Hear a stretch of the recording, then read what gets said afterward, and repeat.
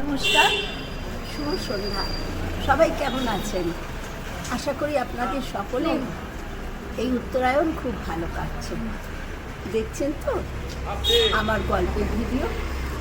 কেমন লাগছে একটু জানাবেন, উৎসাহ পাবো। আজকের গল্প ভক্ত প্রহ্লাদকে নিয়ে। গল্পের নাম ভগবান ভোলেনাথ। প্রহ্লাদ রাজা হয়ে রাজত্ব করতে লাগলেন, কিন্তু তিনি নিয়মিত অসৎ সঙ্গে কাটাচ্ছেন, কারণ তার পারিষদরা সবাই বিষ্ণু বিদ্বেষী। দৈত্যগুরু শুক্রাচার্য প্রায় তাকে বোঝাতেন, বিষ্ণু ভক্তি তোমার সাজে না। এটি তার পক্ষে খুব অন্যায়। তার উচিত তার বংশের শত্রু বিষ্ণুকে জব্দ করা, তাকে পরিহার করা। ক্রমে ক্রমে অসৎসঙ্গের ফলে প্রহ্লাদের মন পরিবর্তিত হয়ে গেল।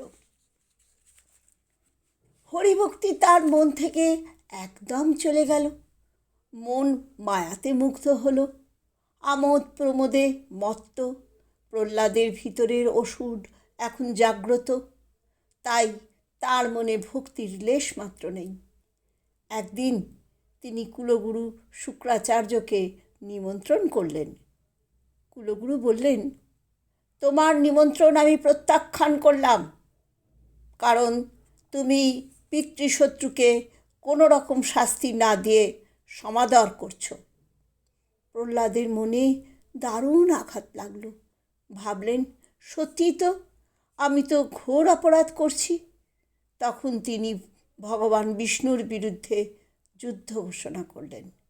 যুদ্ধের আয়োজন চলতে লাগলো।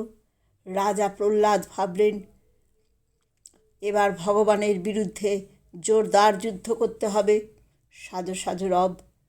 যুদ্ধে যেমন যেমন প্রস্তুতি দরকার সবই প্রায় সারা হয়ে গেছে। যুদ্ধ আসন্ন।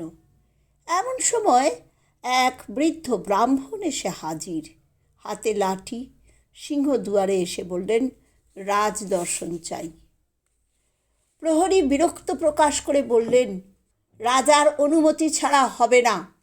ব্রাহ্মণ বললেন, বেশ, হুকুম নিয়ে এসো। প্রহ্লাদের কাছে গিয়ে প্রহরী বললেন, মহারাজ, এক বুড়ো ব্রাহ্মণ আপনার সঙ্গে দেখা করতে চাইছেন। প্রহ্লাদ বললেন, বেশ তো, নিয়ে এসো তাকে। ব্রাহ্মণ এলেন। মাটিতে লাঠিটি রেখে রাজাকে নমস্কার করে বললেন, আপনাকে বিরক্ত করলাম অসময়। প্রহ্লাদ বললেন, তা তো হলো, কিন্তু তোমার প্রয়োজনটা কি তা বলো তো।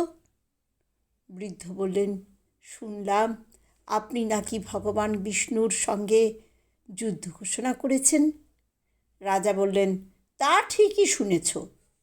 ব্রাহ্মণ বললেন, আমারও ইচ্ছে বিষ্ণুকে পেলে একবার দেখে নিই, কিন্তু মুশকিলটা এই যে সে যে কোথায় থাকে তা আমার জানা নেই। আপনার কাছে আমি তার ঠিকানাটা জানতে এসেছি। বিষ্ণুর পাত্তাটা পেলে তার সঙ্গে আমিও যুদ্ধ করব। প্রহ্লাদ বললেন, তাই তো, তার ঠিকানাটা তো আমার জানা নেই। বিষ্ণু কোথায় থাকেন অসৎসঙ্গে পড়ে চিত্ত মলিন হওয়ায় প্রহ্লাদ তাও ভুলে গেছেন। বৃদ্ধ তখন বললেন, এদিকে যুদ্ধের আয়োজন করছেন, কিন্তু যার সঙ্গে লড়বেন তিনি যে কোথায় থাকেন তাই জানেন না। চমৎকার! আর এখানে সময় নষ্ট করে লাভ নেই। আমি এখন চলি। আমার লাঠিটা যদি কেউ তুলে দেয়, আমি বুড়ো হয়েছি তো, হেঁট হতে পারি নে, কোমরে বাত। মহারাজা প্রহ্লাদ একজন প্রহরীকে বললেন, লাঠিটা তুলে দিতে। সে পারল না। অন্য একজন এলো, সেও পারল না। ক্রমে ক্রমে একে একে অনেকেই এলো, বড় বড় বীর, বড় বড় যোদ্ধা, কিন্তু কেউ একটু নড়াতেও পারলেন না লাঠিটাকে। প্রহ্লাদ অবাক হয়ে কাণ্ড দেখছেন আর ভাবছেন। হঠাৎ তাঁর মনে পড়ে গেল সেই কথা, সেই যেদিন স্ফটিক স্তম্ভের মধ্যে থেকে শ্রীহরি আবির্ভূত হয়েছিলেন সেদিনের কথা। তব কর কমল বরে নখম অদ্ভুত শৃঙ্গম দলিত হিরণ্য কশিপুতনু ভৃঙ্গম কেশবধৃত নরহরি রূপ জয় জগদীশ হরে, বল জয় জগদীশ হরে। তার মনে হলো শ্রীহরিই এই লাঠির মাধ্যমে তার মহিমা দেখাচ্ছেন। প্রহ্লাদ ভাবতে লাগলেন, আমিই ভুলেছিলাম, তিনি তো আমাকে ভোলেননি। মহারাজা প্রহ্লাদ সম্বিত ফিরে পেলেন। তার দু চোখ বেয়ে নেমে এলো অশ্রুধারা।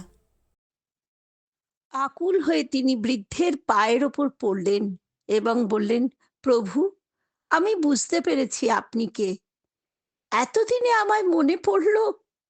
ভগবান বললেন, আমি তোমায় ভুলিনি প্রহ্লাদ, তুমিই আমাকে ভুলেছিলে। ক্ষিপ্রাং ভাবতি ধর্মাত্মা শান্তিং নিগচ্ছতি কৌন্তেয় প্রতিজানিহি ন মে ভক্ত প্রণশ্যতি। ভগবান বললেন, সেই ব্যক্তি শীঘ্রই ধর্মাত্মা হয়, চিরকাল শান্তি লাভ করে। হে কুন্তিনন্দন, আমার ভক্ত কখনো প্রনষ্ট হয় না, ইহা তুমি নিঃসংকোচে বলতে পারো।